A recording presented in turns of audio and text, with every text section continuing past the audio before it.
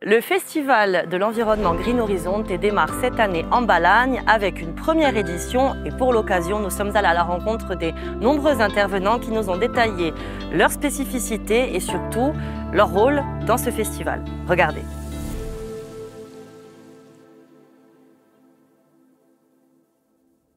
Le festival Green Horizonte démarre avec une première journée consacrée aux professionnels avec pour thématique le tourisme durable.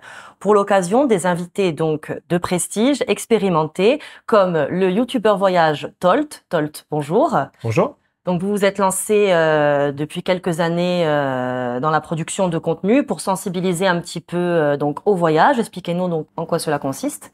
Alors, j'ai commencé il y a 9 ans à peu près à faire des vidéos de voyage pour essayer de présenter des destinations étrangères sous un autre prisme. J'ai commencé par une série qui s'appelait Don't Go To, donc Don't Go To Algeria, Don't Go To Iran, où justement j'essayais de casser les idées reçues sur l'Algérie, l'Iran, l'Arménie, etc. Et depuis 3-4 ans, j'ai opéré, on va dire, un changement dans ma ligne éditoriale, puisque en fait, j'étais trop tiraillé entre mon envie de limiter mon empreinte carbone et mon activité professionnelle.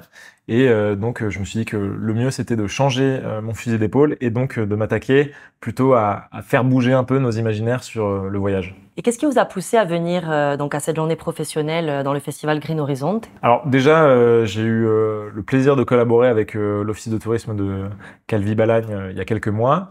On est venu en mai dans le coin pour justement présenter un peu la région et montrer que c'était pas que la plage, les festivals, etc., qu'il y avait aussi plein d'autres choses à découvrir. Donc on a fait une vidéo qui s'appelle « N'allez pas à Calvi-Balagne ». Forcément, dans le cadre d'un festival comme ça, qui vise à un peu essayer de faire bouger le secteur touristique, pour essayer de le rendre plus compatible avec les limites planétaires, je trouvais ça super intéressant de venir en tant qu'intervenant pour aussi parler de mon activité et de tous les projets que je mets en place ces derniers temps. Alors, quel a été votre rôle durant ces débats autour du tourisme durable? Quel message avez-vous voulu faire passer? Alors, le message que j'ai voulu faire passer déjà, c'est que malheureusement, aujourd'hui, le voyage en avion est incompatible avec notre volonté de garder une planète vivable, parce que le secteur aérien a un impact délétère sur le climat. Et j'ai conscience de la difficulté que ça représente pour un territoire insulaire comme la Corse. Mais je pense que c'est dès aujourd'hui qu'il faut y réfléchir parce que de toute façon, on ne pourra pas continuer comme ça. Que ce soit au niveau du climat ou au niveau des ressources en hydrocarbures qu'on a. Aujourd'hui, en Europe, on n'a pas d'hydrocarbures, donc il va falloir qu'on trouve d'autres solutions. Ces solutions, elles existent déjà plus ou moins. Aujourd'hui, il y a des solutions qui commencent à se monter comme Sailcoop qui permet de se rendre en Corse à la voile. Et c'est des solutions qui existaient déjà il y a 200-300 ans. Alors certes, on voyageait pas autant, on parcourait pas des distances aussi longues en si peu de temps, mais de toute façon, on ne pourra pas continuer comme ça c'est une certitude.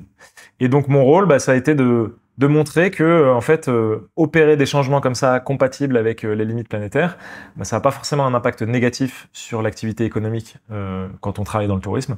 Je prends mon exemple précis. Moi, avant de prendre cette décision de plus prendre et promouvoir l'avion, il y avait la moitié de mes revenus qui dépendaient de compagnies aériennes. Et malgré tout, même si c'était pas une décision anodine, j'ai réussi quand même à augmenter mon chiffre d'affaires et ça m'a ouvert d'autres opportunités. Donc je pense que aujourd'hui, ce changement de façon de voyager, il doit plutôt être vu comme quelque chose d'enthousiasmant, comme un défi à relever, comme des opportunités à saisir et des solutions à trouver, plutôt que quelque chose de contraignant et des efforts à fournir. Vous connaissez un petit peu le territoire maintenant. Pour vous, ce mode de vie est applicable sur le long terme pour la Corse et pour les Corses? Quoi qu'il arrive, la question c'est pas de savoir s'il est applicable, puisqu'on devra le faire. C'est une question littéralement de survie et de disponibilité des ressources. À partir du moment où il n'y a plus de pétrole, il faudra bien qu'on trouve des solutions. Et le souci, c'est que soit on essaye de s'y préparer dès maintenant, progressivement, pour que le choc soit un peu moins violent, soit ça va nous tomber un peu sur la tête de façon très violente. On l'a vu un peu avec le Covid, le tourisme s'est arrêté d'un coup. Potentiellement, si ça avait duré, ça aurait pu mettre des milliers de personnes au chômage. Et ça, c'est des situations qui sont vouées à réapparaître à l'avenir, puisque notre traitement du vivant n'est pas le bon. Aujourd'hui, on supprime toutes les barrières biologiques. Il y a aussi la fonte du permafrost qui pose certaines questions et sur lesquelles il y a des inquiétudes, puisqu'il peut y avoir des bactéries et des virus anciens sur lesquels on n'est pas préparé qui peuvent réapparaître. Donc, des situations comme le Covid, c'est des choses qui vraisemblablement vont réapparaître. Et en plus de ça, il y a évidemment le défi du réchauffement climatique qu'il faut absolument prendre en considération parce que aujourd'hui, c'est littéralement notre survie qui est en jeu. Pour vous, c'est pas assez pris en considération encore? Pas du tout. Aujourd'hui, on ne tient pas du tout nos engagements climatiques. Si vous voulez, l'engagement qui a été pris au moment des accords de Paris, donc c'était en 2015 quand même, ça remonte à un petit moment, c'était de faire en sorte de rester très largement en dessous des plus 2 degrés d'atteindre la neutralité carbone d'ici 2050 et donc de ne pas dépasser les plus 2 degrés. Et même, je crois que le texte stipulait d'essayer de tendre vers les plus 1,5 degrés. Aujourd'hui, on sait que c'est quasiment mort pour les plus 1,5 degrés, on sait qu'on va les dépasser. Et aujourd'hui, tout l'enjeu, ça va être de limiter encore, d'essayer de surtout pas dépasser les plus 2 degrés, parce qu'après on part dans une situation où on ne maîtrise plus rien, et même d'essayer de tendre quand même vers les plus 1,5 degrés. Ce qui est sûr, c'est que pour atteindre cet objectif-là, il faudrait qu'on baisse nos émissions dès maintenant, c'est-à-dire avant 2025. Il faudrait que la courbe maximale de nos émissions soit atteinte avant 2025. Ça, c'est pas moi qui le dis, c'est un consensus scientifique. Aujourd'hui, c'est pas le cas. On a vu une baisse des émissions au moment du Covid, mais là, on est reparti de plus belle, et on n'arrive même pas à stabiliser nos émissions. Donc, clairement, on ne fait pas ce qu'il faut pour atteindre la neutralité carbone. Donc pour vous, chaque personne devrait naturellement prendre conscience de tout ça et réduire, je dirais, ses trajets en avion d'une manière progressive, mais sur le long terme. Alors, une chose est certaine, on va avoir besoin de tout le monde. Donc ça, c'est sûr que ça va se jouer au niveau de l'individu, ça va se jouer au niveau des décisions politiques, ça va se jouer au niveau des entreprises, ça va se jouer au niveau des associations. Absolument, tous les acteurs de la société vont devoir s'y mettre. Le secteur aérien est un gros problème, mais c'est pas le seul problème. Aujourd'hui, si on prend en compte les effets hors CO2, puisque l'effet du secteur aérien sur le réchauffement climatique se limite pas au CO2, il y a aussi d'autres effets qui participent au réchauffement climatique, notamment les NOx et les traînées de condensation. Aujourd'hui, on considère que le secteur aérien, c'est à peu près 5% du réchauffement climatique. Ça peut paraître peu, sauf que le secteur aérien, c'est réservé vraiment à une minorité. Aujourd'hui, il y a seulement à peu près 20% de la population mondiale qui a déjà pris l'avion dans sa vie. Et parmi ces 20%, il y a une minorité qui le prennent régulièrement. Donc en fait, 5%, quand on parle d'une activité qui est ultra minoritaire, c'est extrêmement élevé. Donc c'est sûr que le secteur aérien, aujourd'hui, le seul moyen qu'on a pour faire baisser les émissions rapidement du secteur aérien, c'est de limiter le trafic. Parce que beaucoup de gens parlent de l'avion vert, de toutes ces choses-là. Malheureusement, les technologies aujourd'hui n'existent pas. Même les constructeurs disent qu'on ne les aura pas avant 2035 et après, il faut rajouter au moins 10 ou 15 ans pour renouveler la flotte. Donc ça veut dire que si on compte sur la technologie pour baisser les émissions du secteur, ça n'arrivera pas avant plusieurs années et ce sera trop tard. Cela étant dit, le secteur aérien n'est évidemment pas le seul secteur qui doit opérer un changement. Il y a aussi plein de secteurs, et c'est à peu près, en fait, c'est pas plein de secteurs, c'est tous les secteurs qui doivent opérer un changement, parce que le défi est tel qu'aujourd'hui, on peut pas se permettre de choisir les secteurs qui doivent opérer des changements. Quel secteur, selon vous? Aujourd'hui, les secteurs qui émettent le plus au niveau français, par exemple, c'est le transport.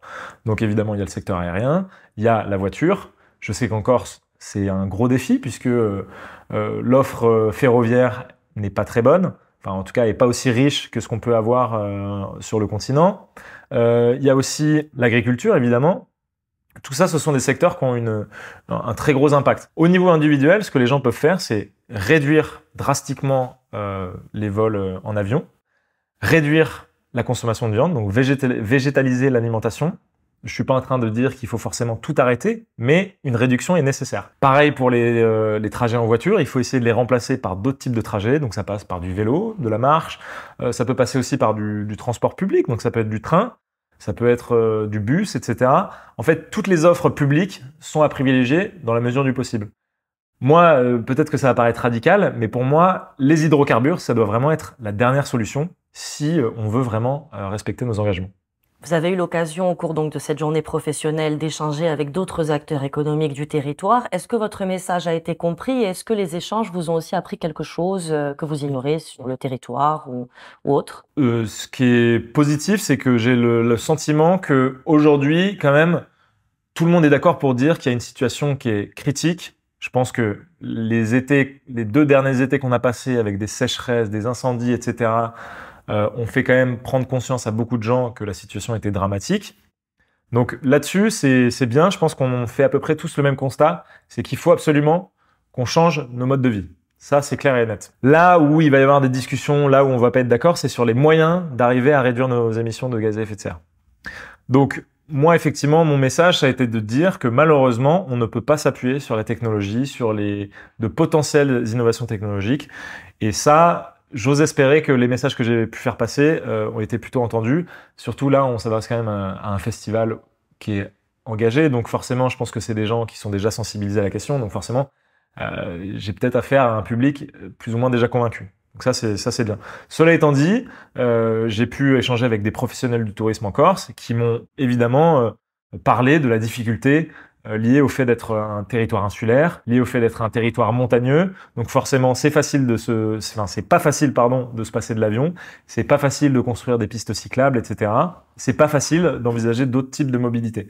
Cela étant dit, moi, je trouve que c'est quelque chose d'assez excitant d'essayer de se dire qu'on a un gros défi à relever et que justement, il va falloir faire preuve de solidarité et d'innovation et de créativité et de beaucoup d'efforts pour y arriver. On termine quand même sur une note positive et beaucoup d'optimisme. Merci en tout cas, Tolt, pour ces échanges. Merci. Avec plaisir. Et pour finir vraiment sur une note positive, ce que je voudrais dire, c'est que moi, depuis que j'ai arrêté l'avion, honnêtement, je me sens beaucoup plus heureux, je me sens beaucoup plus épanoui, je me sens beaucoup plus en accord avec mes valeurs. Il n'y a plus de dissonance cognitive et honnêtement, ça n'empêche pas de vivre des expériences folles. Je suis venu 2 fois en Corse, 2 fois à la voile. Ça m'empêche pas de découvrir à la voile. Ouais. Il y a des offres qui se créent aujourd'hui et il y a des vrais projets super innovants, mais en reprenant un peu des solutions de l'ancien temps qui finalement n'étaient pas si mauvaises. Et ce qui offre du coup une nouvelle approche aussi du tourisme avec d'autres activités et d'autres moyens qui peuvent être aussi tout à fait ludiques, bon, peut-être un peu moins rapides, mais bon. Exactement, et je pense qu'il faut qu'on revoie notre rapport au temps. C'est vrai qu'aujourd'hui, cette volonté de toujours aller toujours plus loin, toujours plus vite, et de voir le déplacement seulement comme un mouvement d'un point A à un point B, peut-être qu'il faut que ça évolue. Peut-être qu'il faut qu'on revoie le trajet comme une partie du voyage. Et sensibiliser autour de ça, c'est une bonne approche. Merci en tout cas. Merci à vous. Merci à vous de nous avoir suivis. On se retrouve très vite avec un autre invité.